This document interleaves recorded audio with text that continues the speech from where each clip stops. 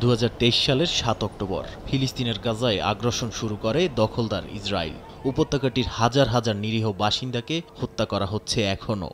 সবকটি সংযোগ করিডর বন্ধ করে দিয়ে খাদ্য, জ্বালানি এমনকি চিকিৎসা ব্যবস্থাও ভঙ্গুর করে দিয়েছে নেতানিয়াহু বাহিনী।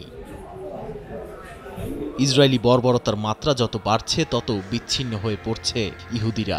বিভিন্ন দেশে হচ্ছে নেতানিয়াহু বিরোধী বিক্ষোভ, এমনকি নিজ দেশেও তোপের মুখে পড়ছেন ইহুদি নেতারা।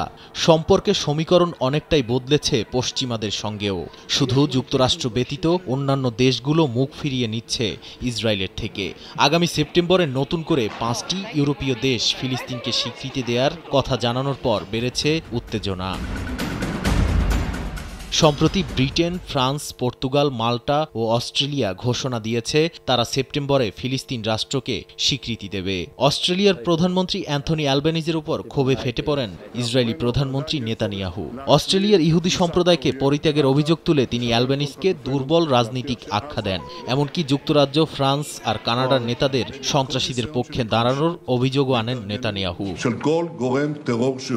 অন্যদিকে ইসরায়েলের বিরোধী দলীয় নেতা ইয়ার লাপিদ নেতানিয়াহুর কূটনৈতিক অবস্থানকেই ব্যঙ্গ করেছেন। তার মতে নেতানিয়াহুর কারণেই পশ্চিমাদের সঙ্গে দূরত্ব বেড়েছে ইসরায়েলের। তিনি নেতানিয়াহুকে বিষাক্ত রাজনীতিক হিসেবেও আখ্যা দিয়েছেন।